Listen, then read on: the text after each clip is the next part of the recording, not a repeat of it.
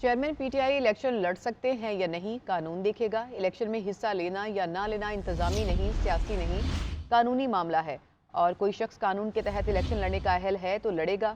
نگران وزیر اعظم انوار الحق کاکڑ کی لندن میں میڈیا سے گفتگو، بولے غیب کا علم نہیں کہ الیکشن کس کے بغیر ہوں گے یا نہیں، کوئی بھی مجرم ہوگا تو قانون کے مطابق عمل کیا جائے گا۔ نواز شریف کی واپسی پر قانون کے مطابق عمل ہوگا۔ نواز شریف عدالت کی اجازت سے باہر گئے، جائزہ لیں گے کہ نواز شریف کو عدالتی اجازت کی کیا حیثیت ہے۔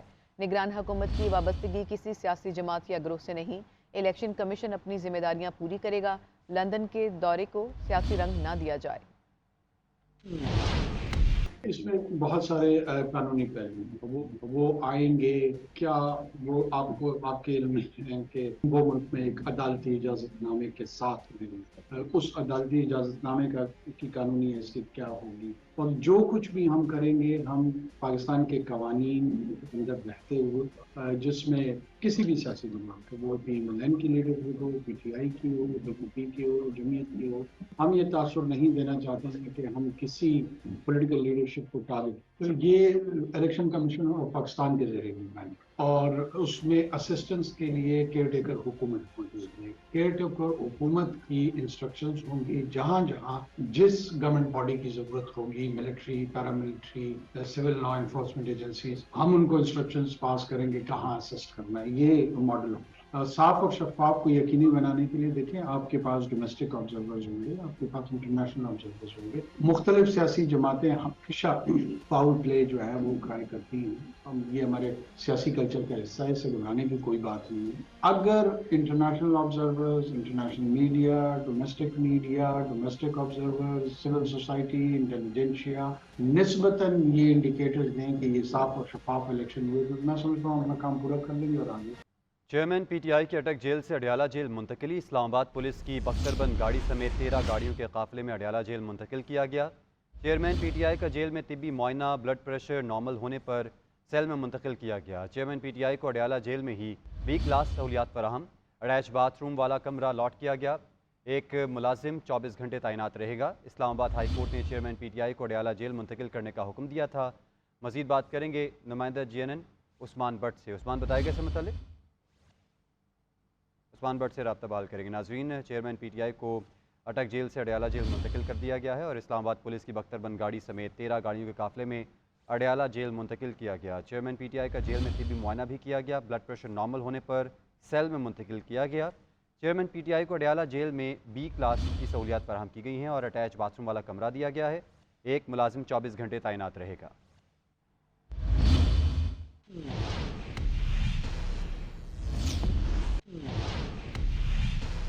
چیئرمین پی ٹی آئی کو سخت سیکیورٹی حصار میں اٹک سے اڈیالہ جیل منتقل کر دیا گیا۔ جیل میں چیئرمین پی ٹی آئی کا طبی معائنہ کیا گیا۔ جیل حکام کے مطابق چیئرمین پی ٹی آئی کو اڈیالہ جیل میں بی کلاس کی سہولیات فراہم کی گئی ہیں۔ تفصیلات جانیے اس رپورٹ میں۔ اسلام آباد ہائی کورٹ کا حکم، چیئرمین پی ٹی آئی اٹک سے اڈیالہ جیل منتقل۔ تحریک انصاف کے سربراہ کو جیل میں بی کیٹیگری کی سہولیات فراہم کر دی گئیں۔ اسلام آباد پولیس اٹک جیل پہنچی اور چیئرمین پی ٹی آئی کو سخت سیکیورٹی میں لے کر روانہ ہوئی۔ 13 گاڑیوں کے قافلے میں بختر بند وین اور ایمبولینس بھی شامل تھی۔ تحریک انصاف کے سربراہ کو اٹک جیل سے براسا موٹر وے اڈیالہ جیل منتقل کیا گیا۔ اس موقع پر پولیس کی بھاری نفری اڈیالہ جیل کے باہر موجود تھی۔ ذرائع کے مطابق چیئرمین پی ٹی آئی کا اڈیالہ جیل پہنچنے پر ڈاکٹرز کی ٹیم نے طبی معائنہ کیا۔ چیئرمین پی ٹی آئی کا بلڈ پریشر نارمل ہے۔ ذرائع کا کہنا ہے کہ طبی معائنے کے بعد چیئرمین پی ٹی آئی کو سیل میں منتقل کر دیا گیا۔ چیئرمین پی ٹی آئی کو اڈیالہ جیل میں بی کلاس کی سہولیات فراہم کی گئی ہیں۔ اس سے قبل چیئرمین پی ٹی آئی نے کہا تھا کہ وہ اڈیالہ جیل منتقل نہیں ہونا چاہتے کیونکہ اٹک جیل میں انہوں نے خود کو سیٹ کر لیا ہے۔ مسلم لیگ نون کی سینئر نائب صدر اور چیف آرگنائزر مریم نواز شریف پاکستان پہنچ گئی ہیں۔ مریم نواز لندن سے براسہ دبئی لاہور پہنچیں۔ لاہور ایئرپورٹ پر لیگی کارکنان کی جانب سے مریم نواز کا استقبال کیا گیا۔ مریم نواز نے لندن میں نواز شریف کی وطن واپسی سے متعلق اہم اجلاسوں میں شرکت کی۔ بلاول بھٹو زرداری کا لاہور میں ڈیرے ڈالنے کا فیصلہ۔ چیئرمین پیپلز پارٹی آج صوبائی دارالحکومت پہنچیں گے۔ ڈویژنل صدور کا اجلاس طلب کر لیا ہے۔ پنجاب میں امیدواروں کے ناموں پر مشاورت ہوگی۔ بلاول بھٹو کے دورے کے دوران مختلف سیاسی رہنما پیپلز پارٹی میں شمولیت کا اعلان کریں گے۔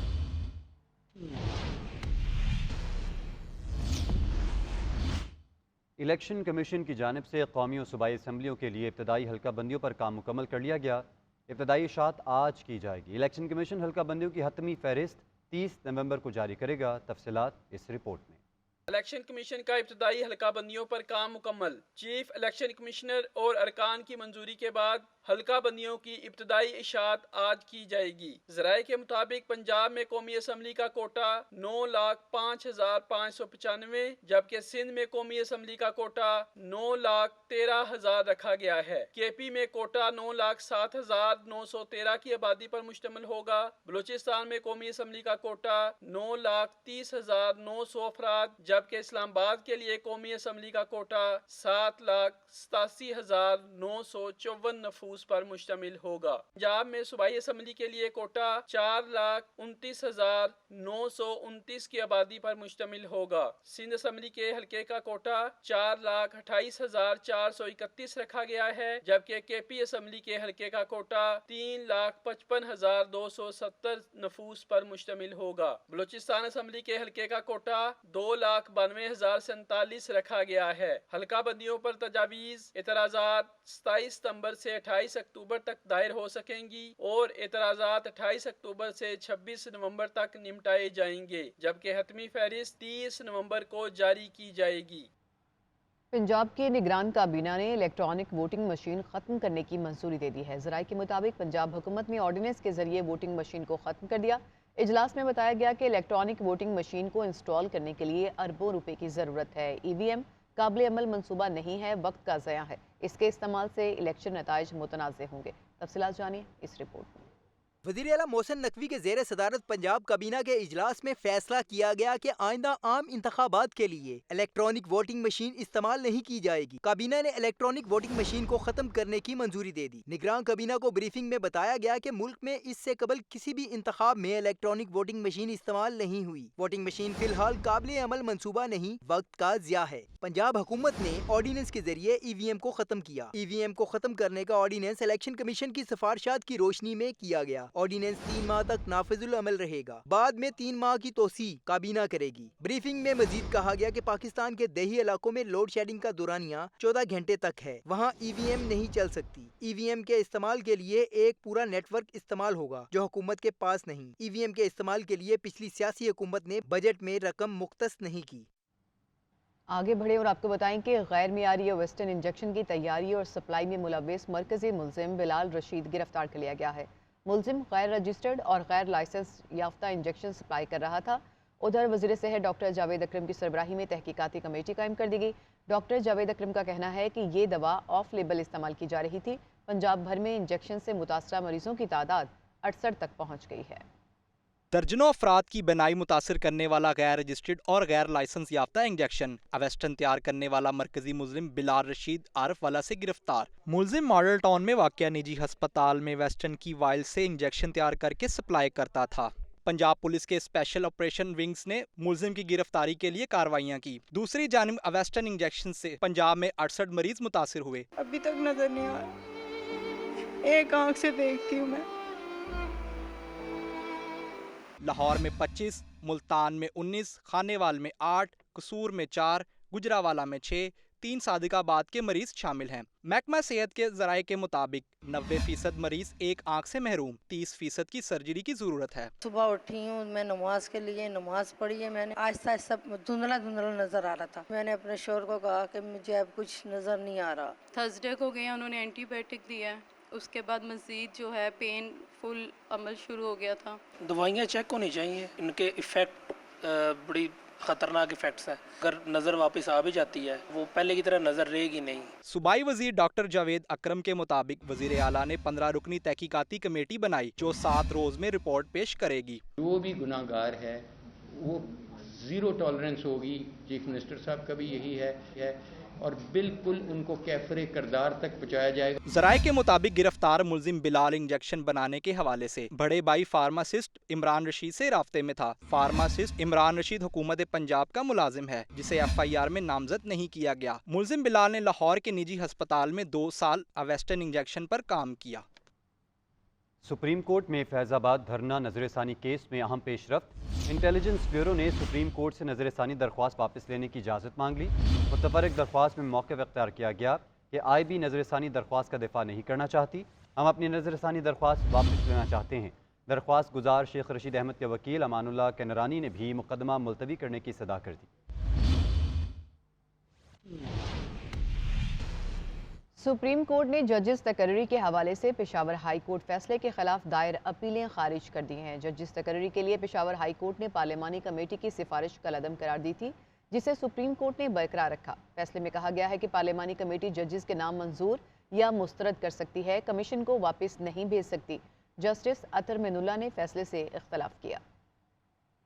सुप्रीम कोर्ट ने आला अदलिया में जजिस तकर्री पर अहम फैसला जारी कर दिया। फैसले में कहा गया है कि आइन में रियासत के तीनों सतूनों के इख्तियारात वाज़ेह हैं। सीनियरिटी का उसूल सिविल सर्विस में महकमाना प्रमोशन कमेटी के लिए बुनियादी जुज़्व है। सिर्फ सीनियरिटी की बुनियाद पर किसी को तरक्की नहीं दी जा सकती। फैसले में मजीद कहा गया है कि तरक्की और आला तकर्री के लिए सीनियरिटी के साथ मेरिट और अहलियत बुनियादी जुज़्व है। सीनियरिटी का जायजा उसी वक्त लिया जाता है जब मेरिट और अहलियत पर तमाम उम्मीदवार यकसा हों। फैसले में मजीद कहा गया है कि मेरिट सिस्टम के तहत ही अहल और काबिल अफराद को आगे आने का मौका मिलता है। जजिस तकर्री के लिए कायम जुडिशल कमीशन में तमाम अरकान यकसा अहमियत के हामिल हैं। जुडिशल कमीशन की सिफारिशात का पार्लिमानी कमेटी जायजा नहीं ले सकती। पार्लिमानी कमेटी का फैसला मफरूजों और मनपसंद ऑब्जर्वेशंस पर मबनी नहीं हो सकता। पार्लिमानी कमेटी जजिस के नाम मंजूर या मुस्तरद कर सकती है, कमीशन को वापस नहीं भेज सकती। जस्टिस अतर मिनुल्लाह ने इख्तलाफी नोट भी जारी किया। लिखा, अदलिया की दाखिली और अदारा जाती आज़ादी के लिए तकर्रियों में शफाफियत और एहतसाब बुनियादी उसूल हैं। मनमानी के फैसले, सवाबदीद का गैर मुनज़्ज़म इस्तेमाल अदलिया की आज़ादी को ख़त्म करता है। पहले से तयशुदा मेयार से नामजदगी मेरिट पर नहीं की जा सकती। कमीशन मेरिट की बुनियाद पर उसूलों के मुताबिक नामजदगियों में नाकाम रहा। रूस से तेल के बाद LPG गैस की फ्राहमी भी शुरू हो चुकी है। ईरान के रास्ते LPG की पहली खेप पाकिस्तान पहुंच गई है। रूसी कौंसल खाने का कहना है कि LPG की 1 लाख मीट्रिक टन की खेप फराहम कर दी गई है। खेप ईरान के खसूसी इक्तिसादी जोन के जरिए पाकिस्तान को फराहम की गई है। दूसरी खेप के लिए मुशावरत जारी है।